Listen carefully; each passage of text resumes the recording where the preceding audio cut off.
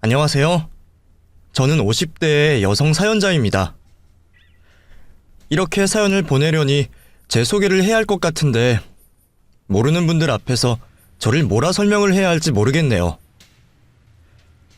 저는 한 아이의 엄마이자 한 남자의 아내이고 누군가의 딸이자 며느리인 그 어떤 무엇보다 가족을 가장 사랑하는 한 사람입니다. 50이 넘은 제 나이가 많다면 많을 테고 적다면 적을 테지만 요즘 말하는 100세 인생의 절반 정도를 겪어보니 저도 나름 깨닫고 보이는 것들이 있더군요. 그중 한 가지가 바로 돈의 가치에 관한 것이죠. 세상 천지에 돈 싫어하는 사람이 어디 있겠나요? 행복을 돈으로 살 순 없지만 돈이 없으면 힘들어지는 것도 어쩔 수 없는 현실이죠. 저 역시도 돈의 중요함에 대해 누구보다 잘 알고 있는 사람입니다. 지금은 어느 정도 먹고 살만 하지만 저희 가족도 한때는 그놈의 돈 때문에 정말 죽고 싶을 만큼 힘들 때도 있었거든요. 그런데 어떤 상황에 그 아쉬운 돈을 포기했다면 그 사연이 조금이나마 궁금하실까요? 제가 얘기하려는 일은 바로 그 돈에 관련한 제 나름의 깨달음과 저희 가족이 직접 겪은 기막힌 경험에 관한 이야기입니다. 저와 남편은 같은 회사 동기 출신으로 동기 사랑 나라 사랑이라며 남녀 사이에도 격없는 친구처럼 잘 지내던 사이였습니다. 처음 하는 어렵고 힘든 회사 생활에 기댈 곳이 서로밖에 없었던 탓인지 남편이 저보다 2살이 더 많았고 성별도 달랐지만 저희는 퇴근 후에 자주 함께 시간을 가지며 좋은 인연으로 지내고 있었죠. 그나마 그 사람 덕분에 저도 힘든 회사 생활을 견뎌내고 있었는데 그 사람은 이제 막 회사에 적응하려던 찰나 돌연 퇴사를 해버리고 말더라고요. 꼭 하고 싶은 일이 있다며 당당하게 사표를 던지고 나가는 그 사람을 보면서 저는 그 사람이 참 무모해 보이기도 하고 한편으로는 대단하다 싶기도 했었습니다. 어쩌면 나는 차마 품지 못하는 그 젊음의 패기와 용기가 부럽기도 했던 것 같아요. 그렇게 한 회사, 한 팀에 몸담고 꽤 친하게 지냈던 저희들은 서로의 방향성이 달라지며 아주 자연스럽게 멀어지게 되었습니다. 다들 먹고 살기 바쁠 때였고 그 사람은 새로운 일을 시작하겠다며 나갔었으니 누가 더 바쁘다 할 것 없이 정신없이 살았었죠. 그러다 1년 뒤 문득 그 사람에게서 연락이 왔고 저는 오랜만에 옛 동기를 만나러 나갔습니다. 퇴사한다고 말을 꺼냈을 때 하고 싶은 일이 뭐냐 물어도 대답이 없더니 그 사람이 하고 싶었던 일은 음식 장사였던 모양이에요. 드디어 가게를 오픈했다고 하면서 저를 가게로 초대했더라고요. 오랜만에 듣게 된 그 사람의 소식에 저는 놀랍고 반가운 심정이었습니다. 회사가 아닌 다른 곳에서 만나서 그런지 아니면 1년이라는 시간의 공백이 만든 어색함이었는지 이전에는 느끼지 못했던 왠지 모를 어색함이 우리 사이를 맴돌았고 저 역시도 이상한 감정을 느꼈습니다. 같이 회사를 다니던 때에는 전혀 눈치채지 못했었는데 오랜만에 그 남자를 보니 저도 모르게 마음이 떨리더라고요. 동수씨, 잘 지냈어? 세상에 개업이라니 갑자기 연락 와서 정말 놀랐어. 은영씨도 좋아 보인다. 요즘엔 회사 다닐만 해? 회사? 회사는 뭐 항상 그렇지. 나도 짬이 좀 찼는지 예전처럼 애먹진 않아. 그래도 아직까지 여자가 회사 다니기는 팍팍하지. 회사 사람들은 나한테 언제 시집가서 회사 그만둘 거냐고 그런 소리 한다. 오랜만에 만나서 내 얘기만 했네. 동수씨는 그럼 가게 열겠다고 회사 그만뒀던 거야? 동수씨 정말 대단하다. 대단하기는 뭘, 이제 시작인데. 그때는 나도 제대로 해낼 자신이 없어서 말도 못하고 나왔는데 개업하고 나면 은영씨한테 꼭 제일 먼저 알려주고 싶었어. 어색했던 분위기에 서로 근황을 주고받던 중 그 남자가 갑자기 제게 속마음을 고백하듯 그런 얘기를 꺼내더라고요. 자기가 잘 되면 내게 꼭 제일 먼저 알려주고 싶었다는 그 말의 의미가 무엇일지 저는 더 세차게 뛰는 제 심장 소리를 숨기기 급급했습니다. 그렇게 그날의 재회를 시작으로 우리는 꽤 자주 시간을 보내곤 했어요. 누구 하나 먼저 사귀자는 말을 꺼내진 않았지만 나이 먹을 만큼 먹은 남녀가 함께 시간을 보낸다는 게 가벼운 의미가 아니라는 것은 둘 다 잘 알고 있었습니다. 저희가 둘 다 그런 쪽으로는 쑥맥이라 대체 언제 어떻게 연인이 되었는지는 모르겠지만 어느 날 그 사람이 자기 친구에게 저를 애인이라 소개를 했었고 저도 그렇게 자연스럽게 생각을 했던 것 같네요. 그렇게 서로 마음을 공유하며 진지한 만남을 이어가던 저희 두 사람은 자연스럽게 결혼을 약속하게 되었습니다. 이전까지는 아직 가게가 자리 잡지 않았다며 자기 상황이 안정적이게 되면 결혼을 하자 말했었는데 그 약속을 지키고 싶은지 그 사람은 가게 확장을 시키고 곧바로 제게 프로포즈를 해왔고 동수씨가 30살이 되던 해에 결혼식을 올리게 되었습니다. 결혼을 하고 모든 것이 행복했지만 딱 하나 회사 생활만은 쉽지가 않았습니다.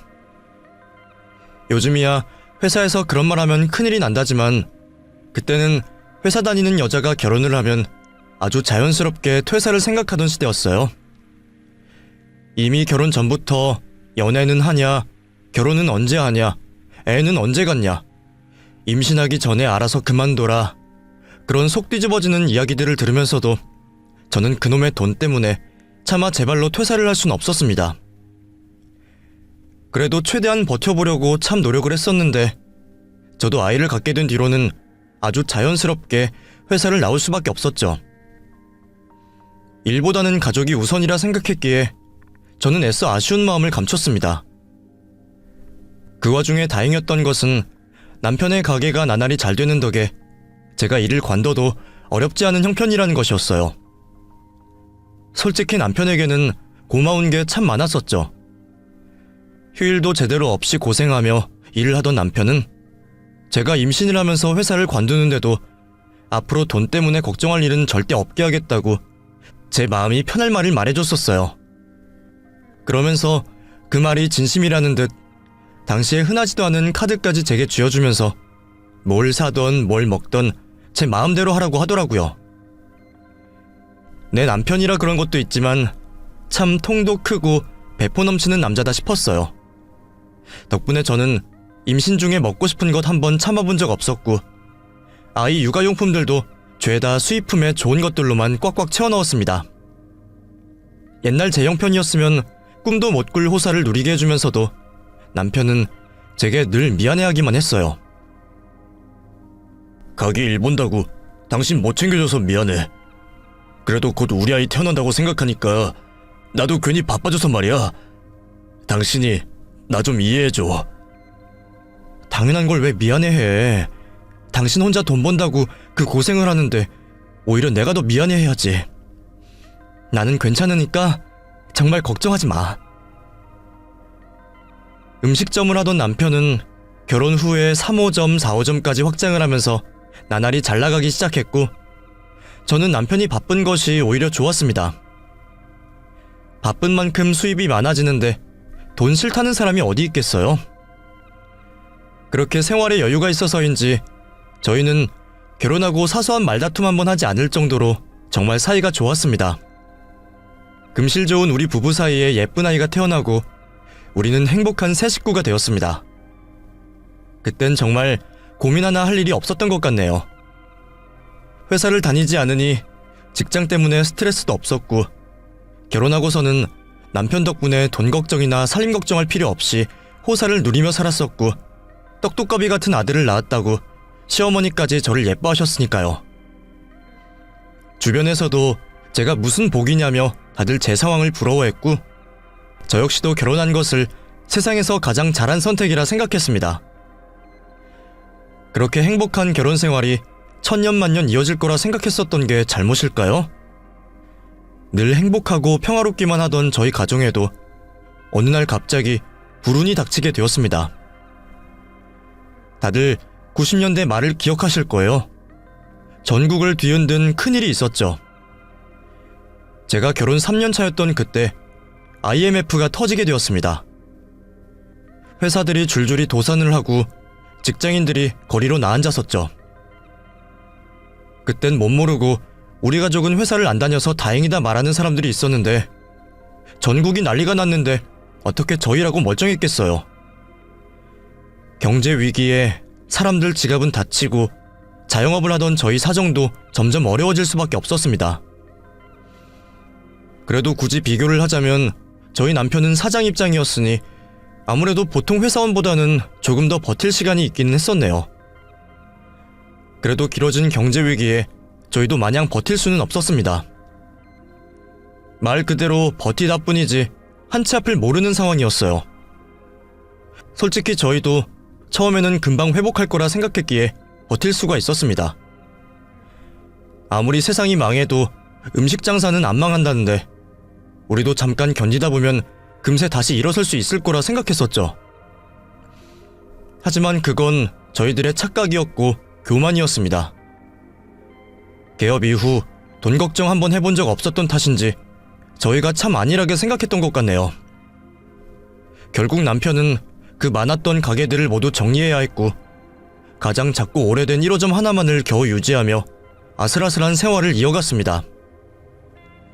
사실 저도 처음에는 상황이 그렇게 좋지 않은지 몰랐었어요. 그런데 어느 날 남편이 생활비 카드로 주었던 카드가 정지된 것을 보고 저는 그제서야 상황을 알아차렸네요. 그동안은 다 괜찮을 거라며 저를 안심시키던 남편 말만 믿고 있었는데 제가 너무 늦게 현실을 깨달은 거였죠. 남편이 알고 있었는지는 모르겠지만 저는 남편에게는 카드가 정지되었다는 말도 꺼내지 못했습니다. 나한테 한 번도 아쉬운 소리 하게 했던 적이 없는 사람이 갑자기 그런 지경이 되었으니 자기는 얼마나 더 힘들까 싶었거든요. 그래서 저도 걱정스럽고 미안한 마음에 남편에게 생활비 달라는 얘기를 하지 못했습니다. 그래도 당장 생활비가 필요하니 저도 뭔가 궁리를 해야 했었죠. 그렇다고 제가 3살짜리 아이 데리고 돈을 벌러 나갈 수도 없고 결국 저는 지출을 크게 줄이고 생활비 마련을 위해 가지고 있던 물건들을 중고로 팔아야 했어요. 그동안 남편 덕분에 백화점에서 좋은 물건들을 많이 사놨는데 그게 그렇게 쓰일 줄은 저도 정말 몰랐네요. 몇 번 써보지도 못하고 아끼던 물건들을 반값도 못 받고 헐값에 처분했지만 그래도 덕분에 한동안 생활비 걱정은 없어서 다행이었어요. 언젠가 다시 형편이 좋아지면 그때 다시 사면 된다며 스스로를 다독이며 당장의 생활을 이겨내려 노력했습니다. 그래도 솔직히 한 번쯤은 남편이 제게 가게 상황을 말해줬으면 하고 바라기도 했지만 남편도 잘해보려고 얼마나 열심히 일까 싶어서 저도 제자리에서 나름의 최선을 다하려고 했어요. 하지만 열심히 해도 안 되는 건 안 되는 모양이더라고요. 기어이 하나 있던 가게마저 닫아야겠다는 남편 말에 저는 심장이 떨어지는 기분이었습니다. 대체 얼마나 상황이 안 좋길래 하나 있는 밥줄마저 끊어야 한다는 건지 겁이 나더라고요. 그리고 그제서야 알게 된 상황에 저는 망연자실할 수밖에 없었습니다. 그래도 그동안 버텼으니 어느 정도 여유는 있었는 줄 알았는데 알고 보니 이미 빚이 상당히 많았더라고요. 남편 입장에서는 가게 하나라도 남겨놔야 다시 시작해보겠다 싶었는지 계속 빚을 늘리면서도 마지막 가게를 포기하지 못했습니다. 은행 대출은 진작에 막혔고 주변 지인들에게 빌린 돈도 많았더라고요. 어떻게든 해보겠다며 남편 딴에는 이리저리 뛰어다닌 모양인데 결국에는 더 이상 방법이 없는 상황이었습니다. 그렇게 마지막을 쥐어짜 버티다가 여기저기 빚만 잔뜩 남겨두고 하나 있던 그 가게까지 문을 닫게 되었죠. 더 이상 손댈 수도 없는 상황에 저희는 마지막 희망까지 완전히 잃어버리고 말았습니다. 결국 저희는 새 식구가 지내던 아파트와 집안 세간들까지 다 팔아치우며 처음 가보는 저렴한 동네로 이사를 떠나게 되었습니다. 당시에는 전세 구할 돈도 없어서 저렴한 월세방을 찾아 겨우 집을 구했습니다. 심지어 보증금 구할 돈이 없어서 시댁에서 빌려다가 구했는데 차마 월세까지 달라는 얘기는 못해서 매달 나갈 월세 걱정을 하니 눈앞이 캄캄하더라고요. 아직 아이가 어려서 제가 어디 나갈 수도 없고, 저는 그래도 그때까지 남편을 믿고 있었어요. 아직 젊고 창창하니 무슨 일을 하더라도 다시 일어설 수 있을 거라 생각했거든요. 하지만 남편은 아니었던 모양이더라고요. 이미 혼자 버티고 버티다 진이 다 빠져버렸던 건지 월세집으로 이사한 뒤 남편은 두문불출하기 시작했습니다. 기력을 잃은 남편은 빛도 잘 들지 않는 허름한 방구석에 박혀 밥도 먹지 않고 제 얼굴도 제대로 보지를 못했어요. 처음에는 저도 그런 남편이 애처로워서 이해해보려 많이 노력했습니다. 없는 형편에 남편 좋아하는 음식도 사다가 차려줘보고 위안 삼으라고 우리는 금방 다시 일어날 수 있다며 좋은 말만 해줬었어요. 그런데도 남편은 영혼이 나간 사람처럼 눈에 초점도 없이 제 말을 귀담아 듣지도 않더라고요. 가끔은 화도 내고 싶었지만 남편이 불쌍해서 참았었어요.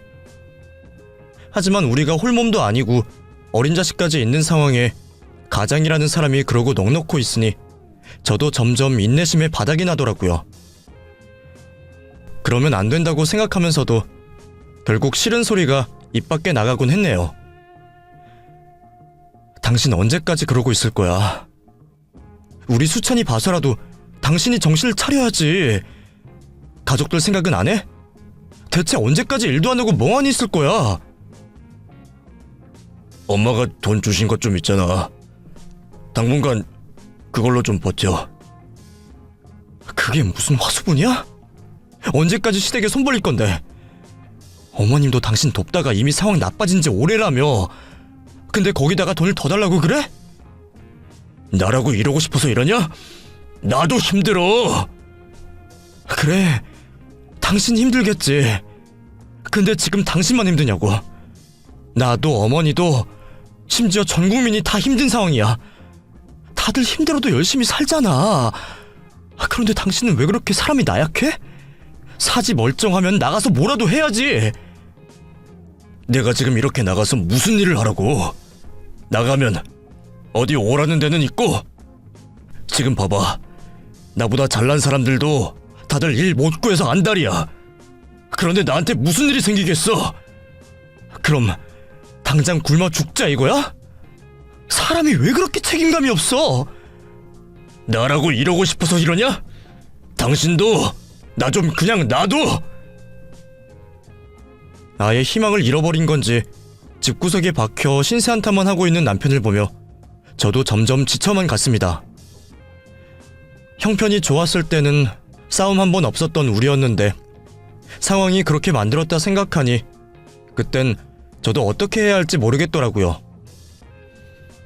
결국 집구석에 박혀있는 남편을 대신해 제가 일을 알아보게 되었습니다. 어린 아이는 친정이나 시어머니에게 맡기고 닥치는 대로 일을 하러 다녔죠. 솔직히 다들 한푼이 아쉬운 상황이라 그런지 부업 하나 구하는 것도 쉬운 일이 아니었어요. 그래도 이 일 저 일 닥치는 대로 하면서 어느새 제가 가장이 되어버렸네요. 제가 일을 다니기 시작하자 남편도 바빠졌던 모양이에요. 갑자기 집에 경마 잡지가 돌아다니더니 제 눈을 피해 몰래몰래 복권이며 경마에 돈을 쓰고 다녔던 모양입니다.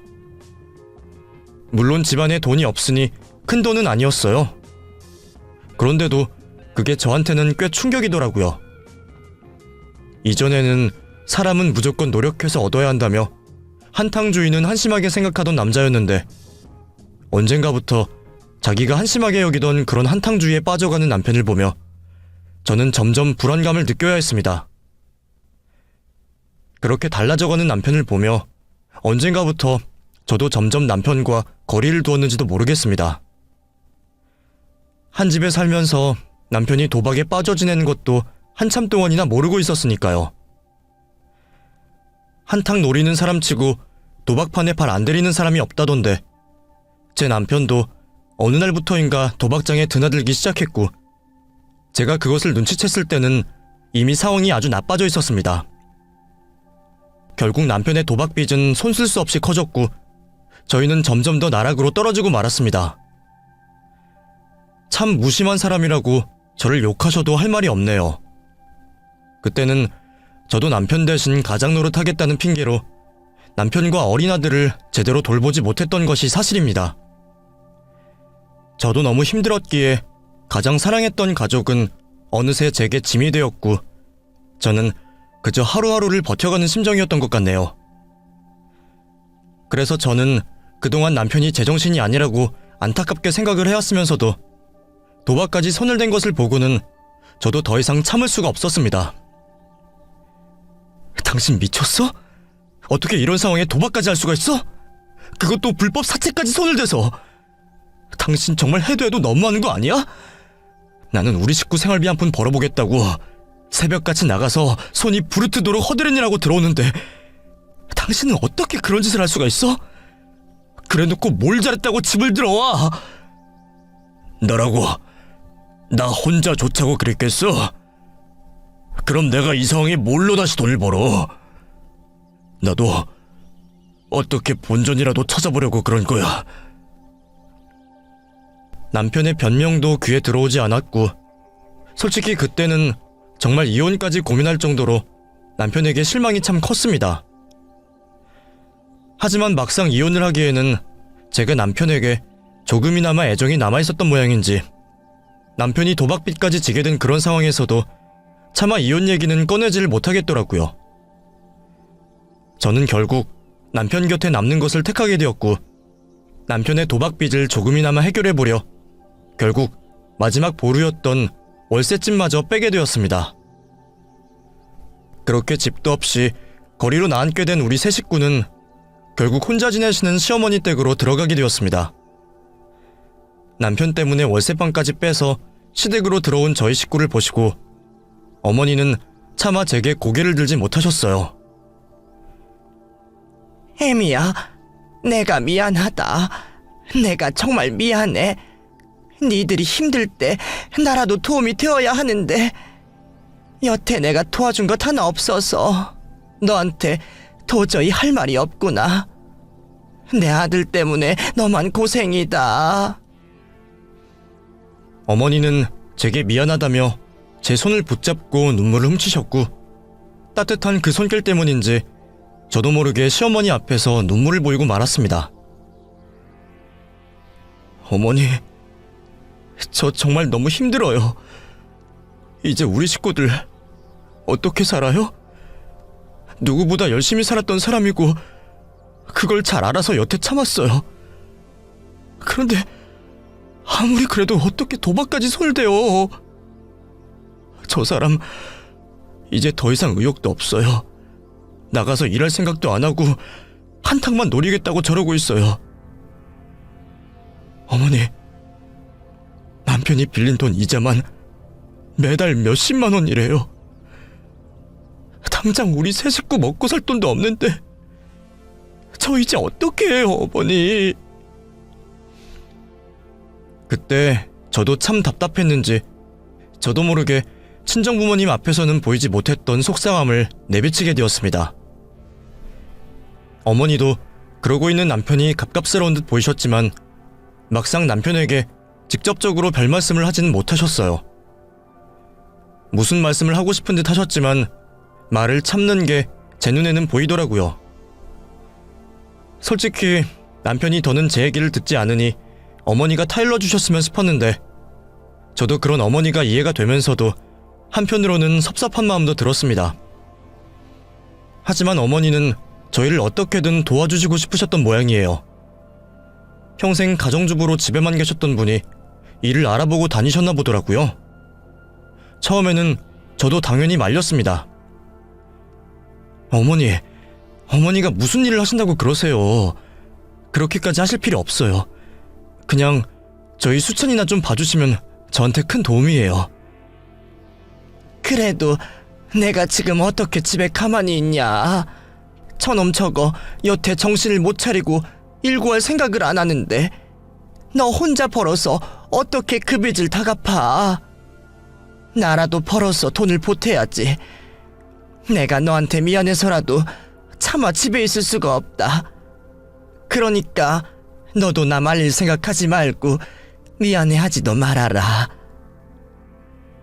그렇다고 제가 어떻게 어머니 말씀처럼 아무렇지도 않겠어요. 시댁에 들어가게 된 것부터가 죄송스러운데 어떻게 나이 드신 시어머니를 밖으로 돈을 벌러 다니게 하겠나요? 그 상황에 저와 어머니만 애가 끓는 건지 남편은 아무 걱정 없이 술만 먹고 지내더라고요. 참 기가 막히고 속이 답답했습니다. 자기 때문에 온 식구들이 그날일을 부리고 있는데 자기는 어떻게 술이 들어갈까 싶었어요. 지금 와서 생각하면 남편이 아마 우울증 같은 게 있었지 않았나 싶지만 그때는 정말 남편이 이해되지가 않더라고요. 제가 그렇게 참고 있는 와중에 시어머니는 기어이 일을 구하셨더라고요. 은영아, 나 일자리 구했다. 입주 가정부를 구한다 그러는데 돈도 잘 쳐주고 대우도 잘해준다 그러더구나. 입주 가정부요? 어머니, 그거 아무나 할 만한 일 아니에요. 저도 파출부 몇 번 나가봤지만 남의 집 일 해주는 게 진짜 힘들어요. 잠깐 일만 해주고 오는 것도 그렇게 눈치 보이고 힘이 든데 입주 가정부라뇨. 그러면 그 집 살면서 계속 쉬지도 못하실 텐데 그건 안 돼요, 어머니. 네가 걱정하는 그런 거 아니야. 그 집 주인들이 젊은 사람들인데 아주 경우가 바르고 좋은 사람들이라 그러더라. 나도 잘 알아보고 하는 거니까 네가 걱정 안 해도 된다. 어머니, 꼭 그렇게까지 하셔야겠어요? 아무리 돈이 급하다지만 제가 어머니 일 보내고 어떻게 마음 편히 살겠어요. 좋은 조건이라서 놓치기 아까워서 그래. 그리고 내가 집에 없어야 네가 좀 편하게 지낼 거 아니냐. 네가 아무리 괜찮다고 말해도 시엠이랑 지내는 게 어디 마음 편하겠니? 네가 발소리 한 번 안 내려고 조심하는 거 보는 나도 마음이 불편하지. 어머니, 왜 그런 말씀 하세요? 그러면 제가 진짜 어머니 내쫓고 저희끼리 편히 지내는 꼴 같아서 마음이 불편해요. 아유, 내가 괜찮다는데 네가 자꾸 왜 그러냐. 나도 나 좋자고 하는 거야. 가만히 있으려니 내가 불편해서. 아무리 그래도 어머니가 걱정이 되었던 저는 어머니를 설득해서 말리고 싶었습니다. 일을 하시는 건 좋지만 이왕이면 조금이라도 편한 일을 하셨으면 싶었죠. 그런데 어머니는 조건이 너무 좋다면서 끝까지 그 일을 하고 싶다 하시더라고요. 결국 저는 어머니의 고집을 끝내 굽히지 못했습니다. 그렇게 어머니는 며칠 뒤 간단한 짐을 싸서 그 집으로 들어가셨어요. 일하시는 집까지 바래다 드리고 싶었지만 제가 새벽같이 일을 나가야 하는 바람에 그마저도 하지를 못했네요. 결국 어머니는 아들의 도박빚을 갚겠다며 다늦은 나이에 입주가정부 일을 시작하게 되셨습니다. 당시에 개인 휴대폰도 없으셨던 어머니는 그 집 전화로 제게 자주 연락을 주셨어요. 정말 걱정할 것 하나도 없다. 여기 집도 너무 좋고 사람들도 너무 좋으셔. 자식 없이 둘이 사는 젊은 부부인데 어찌나 사람들이 좋은지 나를 마치 친척 어른처럼 잘 대해준다. 일하러 왔는데도 힘든 일은 쉬엄쉬엄 하라면서 어찌나 살펴주는지, 이렇게 해가지고 돈 받아도 되는지 걱정이 될 지경이다. 그래도 어머니 낯선 곳에서 지내시려면 불편하실 텐데 식사는 잘 하시죠? 잠도 잘 주무시고요. 당연하지. 여기는 내 방에도 침대를 넣어줘가지고 오히려 너무 편해서 잠이 안 온다. 걱정하지 마. 그래도 어머니, 제가 한번 찾아가서 뵙고 오면 좋을 텐데요. 아유, 이 집 식구들 불편하게 뭐하러 그러니? 여기서 잘해주는데 괜히 네가 찾아오면 내가 불편해한다고 이 사람들이 오해할라. 한 달에 한 번씩 휴가 준다니까 그때 내가 찾아가마. 그러니까 너는 찾아올 생각 말고 걱정도 말고 그저 네 식구들 잘 챙기고 마음 편히 있거라. 아유, 집에 내가 없어서 네가 살림을 다 해야 돼서 그게 더 걱정이구나. 아무튼 나는 잘 지내고 있으니 너도 잘 지내고 있으렴. 마음 같아서는 어머님이 일하신다는 그 집으로 직접 찾아가서 어머니 잘 부탁드린다는 인사도 좀 드리고 그 집 사람들도 보고 싶었지만 어머니는 부담스럽다는 이유로 제가 찾아오는 것을 애써 막으셨습니다. 그래도 주인집 사람들이 좋은 사람들이라니 얼마나 다행이었는지 모릅니다. 어머니는 그 뒤로도 일주일에 2-3번씩 연락을 주시고 늘 밝은 목소리로 제게 안부를 남기셨습니다. 어머님의 그런 밝은 목소리 덕분에 저도 조금이나마 걱정을 덜었던 것 같아요. 그렇게 어머니가 그 집에서 일을 하신 지 3달쯤 되었을까요? 그즈음 어머니는 깜빡했다는 핑계로 전화를 주시는 횟수가 부쩍 줄었습니다. 이전에는 못해도 일주일에 2-3번씩 연락을 주셨었는데 언젠가부터 일주일에 1번 연락이 올까 말까 했어요. 떨어져 지내는 상황에 점점 연락이 없으니 저는 왠지 걱정이 되더라고요. 그러다 어느 날 그마저도 뚝 끊겨버리고 말았습니다. 처음에는 어머니가 바쁘신가 보다 하는 생각에 마냥 연락을 기다리고 있었어요. 그런데 열흘이 다 되도록 소식 없는 어머니를 보며 저는 왠지 모를 불안을 느꼈습니다. 아무리 기다려도 오지 않는 연락에 저는 결국 어머니를 찾아갈 수밖에 없었습니다. 그러면서도 설령 어머니에게 무슨 큰일이 생겼을 거라는 상상은 하지도 않았어요. 그저 무슨 사정이 있으셨겠지, 바쁘셨겠지, 속으로 그런 생각만 하고 있었습니다. 남편과 함께 찾아갈까 고민하던 저는 아이 때문에 결국 아이를 남편에게 맡기고 혼자 길을 나섰습니다. 그래도 어딘가에 어머니가 적어두신 그 집 주소가 있어서 다행이었어요. 저는 어머니의 서랍을 뒤져 그 주소를 찾아내었고 혼자서 그 집으로 찾아갔습니다. 부잣집들이 모여있는 부촌에 위치한 그 집은 겉으로만 봐도 으리으리해 보였습니다. 연락 없는 어머니가 걱정되어 무작정 찾아오기는 했지만 그 집 주소가 맞는지도 모르는데 막상 들어가려니 걱정이 되더라고요. 혹시 제가 연락도 없이 찾아와서 어머니가 난처해지실까 하는 생각에 초인종을 눌러야 하나 어째야 하나 고민을 하고 있었죠. 그런데 고민을 하다 보니 대문 옆 작은 쪽문이 살짝 열려있는 게 보이더라고요. 안에 인기척이라도 살필까 싶어 그 쪽문을 들여다보고 있는데 저 멀리 보이는 낯선 광경에 저는 그 자리에서 그만 주저앉을 뻔했습니다.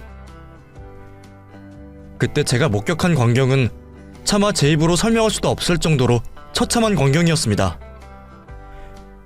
벌써 세월이 지난 일이지만 그때의 기억을 떠올리려니 아직도 너무 고통스럽고 힘이 드네요. 대문 안쪽으로 곱게 깔린 잔디밭 한켠에 저희 어머니가 목줄을 차고 묶여 계시더라고요. 마치 집 지키는 개처럼 말이에요. 차마 말로 설명하기도 어려운 그 광경을 제 눈으로 목격한 저는 그 자리에서 소리 없는 신음을 흘려야 했습니다. 그게 대체 무슨 상황인지 감히 상상조차 할 수가 없더라고요. 목에 목줄이 매여 자포자기한 듯 잔디바닥에 앉아 계시는 어머니를 보며 저는 손발이 덜덜 떨렸습니다. 너무 심한 충격을 받았는지 제가 어머니한테 도저히 걸어갈 수가 없겠더라고요. 다행인지 아닌지 당시에 집에 어머니 혼자셨고 어머니는 갑자기 마주한 저를 보시고는 놀라신 듯 보였습니다. 그러면서도 기력이 없으신지 정신이 없으신지 아무 말씀을 못하시는 걸 보며 저는 아무것도 물어볼 수가 없었어요. 하지만 그 말도 안 되는 상황에 무슨 설명이 더 필요했겠어요. 결국 저는 앞뒤 따질 새 없이 곧바로 경찰에 신고를 했습니다. 몸이 너무 떨려서 말도 제대로 나오지 않는데 여기 사람이 죽어간다고 제발 살려달라고 울부짖었어요. 그때는 어머니를 살려야겠다는 생각에 다른 생각은 하지를 못했던 것 같네요.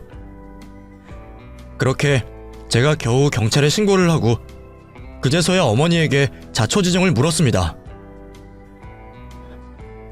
어머니, 이게 지금 대체 무슨 상황이에요? 어머니, 왜 이러고 계세요? 은영아, 나 집에 가고 싶다. 집에 가고 싶어. 한참을 집에 가고 싶다는 말씀만 반복하시던 어머니는 얼마 뒤 경찰이 그 집으로 도착을 하고 나서야 사정을 설명해 주셨습니다. 저희 어머니를 그 꼴로 만들었던 사람은 다름 아닌 그 집 집주인이었습니다. 여태 잘 지낸다 하셨던 어머니의 말씀은 모두 거짓말이었던 모양입니다. 그 집 안주인이 그렇게 악독한 여자였다고 하더라고요. 평소에도 사사건건 트집을 잡으며 자기 어머니 뻘인 저희 어머니를 매번 잡돌이 하더니 몇 달이 지나니 본색이 나온 건지 어느 날 갑자기 잘못을 했으면 벌을 받아야 한다며 저희 어머니에게 벌을 주겠다고 마당 개목줄에 메어놓았답니다. 처음에는 이 정도는 아니었어. 그냥 욕하고 물건 부수고 그 정도였는데 얼마 전부터는 내가 실수할 때마다 벌을 주겠다고 이렇게 마당에 나를 묶어놓고 일을 못하면 집 지키는 개 대신에 집이라도 잘 지키라면서 자기 외출할 때마다 이렇게 해놓고 간다. 어머니의 사정을 들은 경찰들과 저는 얼굴도 모르는 그 집주인 여자의 만행에 치가 떨릴 지경이었습니다. 당장이라도 주저앉아 매여 있으신 어머니의 목줄을 풀어드리고 싶었는데 열쇠를 그 여자가 가지고 간 바람에 어쩔 도리가 없었어요. 경찰들이 공구라도 구해서 끊어보려고 애를 썼는데 그마저도 되지가 않자 결국 그 여자가 오기까지 꼼짝없이 기다리고 있을 수밖에 없었습니다. 저는 쏟아지려는 눈물을 겨우 참으며 어머니 옆에 같이 쪼그려 있었네요. 경찰들도 세상 살다가 이런 꼴은 처음 본다며 혀를 찼고 다 같이 한마음으로 그 집주인 여자를 기다리고 있었습니다. 그래도 다행인지 얼마 뒤 그 여자가 집으로 들어오더군요. 자기 집 대문 앞에 경찰차가 서 있는 걸 보고도 놀라지도 않고 집 안으로 걸어와 당당하게 제 앞에서 호통을 치더라고요. 당신 누구야? 당신이 경찰 불렀어? 당신 누군데 남의 집에 들어와서 이 행패야? 당신이야말로 당신이 뭔데 남의 어머니한테 이런 짓을 하는 거야. 당신 인간 맞아? 내가 누군지 따져 묻기 전에 빨리 열쇠나 내놔! 제가 자낙무도한 그 여자에게 하고 싶은 말은 무수히 많았지만 그때는 한시라도 어머니를 그대로 둘 수 없어 열쇠를 받는 일이 더 중요했습니다. 그래도 옆에 경찰분들이 말려주셔서 그런지 그 여자가 저한테까지 패악을 부리진 못하더라고요. 제가 화를 참는 게 보였는지 한 경찰관이 이렇게 말씀을 하시더라고요. 어차피 나중에 고소하면 되니까 여기서는 참으세요. 어머니 먼저 모셔야죠. 그렇게 저는 열쇠를 받아 어머니를 풀어드리고 급히 어머니를 병원으로 모시게 되었습니다. 솔직히 그때 어머니랑 그 경찰관의 말이 아니었으면 제가 그 여자를 어떻게 했을지 모르겠네요. 뒤늦게 소식을 들은 남편은 급하게 병원으로 뛰어들어왔고 어머니의 초췌한 몰골을 보고 아무 말도 하지 못하더라고요. 저는 울부짖으며 그동안의 일을 얘기해 주었고 남편은 당장이라도 그 집주인 여자를 죽여버리겠다며 난리를 쳤습니다. 이제 와서 그러면 무슨 소용이야. 그렇게 해서 당신마저 감옥 가면 어머니가 버티시겠어? 우리도 남 탓할 필요 없어. 그 여자가 미친 여자인 건 맞지만 결국 어머니는 우리 때문에 이렇게 되신 거야. 제 말에 남편도 할 말이 없는지 그제서야 주저앉아 울기만 하더라고요. 그렇게 저희는 그날 평생 잊을 수 없는 큰 상처를 입게 되었습니다.